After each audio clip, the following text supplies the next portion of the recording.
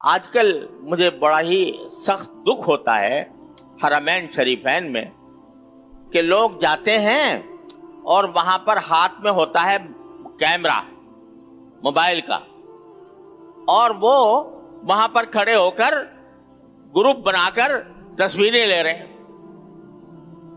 کعبہ سامنے ہے، کعبے کا طواف کر رہے ہیں اور آپس میں ایک دوسرے کی تصویریں لے رہے ہیں۔ تم میری لے لو، کوئی اچھی آئی ہے بری آئی ہے، آپس میں تبصرہ ہو رہا ہے۔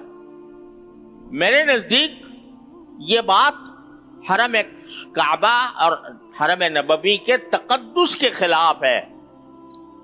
آپ حج کرنے آئے ہو، رسول کریم صلی اللہ علیہ وسلم کے روضہ اقدس کی زیارت کرنے آئے ہو، کوئی پکنک منانے نہیں آئے کہ وہاں پر سیلفیاں بناؤ اور گروپ فوٹو بناؤ۔ انتہائی صدمہ ہوتا ہے مجھے کہ رسول کریم صلی اللہ علیہ وسلم کو سلام عرض کرنے جا رہے ہیں، ہاتھ میں موبائل ہے، وہ دیکھتے چلے جا رہے ہیں، دیکھتے چلے جا رہے ہیں۔ ارے یہ وہ جگہ ہے جہاں پر بڑے بڑے اولیاء اللہ ڈرتے اور تھر تھراتے آتے تھے۔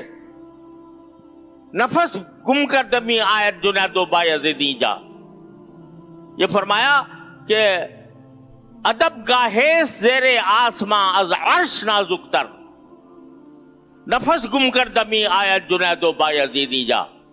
یہ ایسی ادب کی جگہ ہے آسمان کے نیچے کہ جو عرش سے زیادہ نازک ہے، اور جنید و بایزید جیسے اولیاء بھی یہاں پر ڈرتے ہوئے آتے ہیں، اور تم ہاتھ میں کیمرے لے کر اور کیمروں سے تصویریں بنا رہے ہو، اور خیال نہیں ہے کہ کس بارگاہ میں جا رہے ہو۔ اتنا افسوس، اتنا صدمہ ہوتا ہے یہ دیکھ کر۔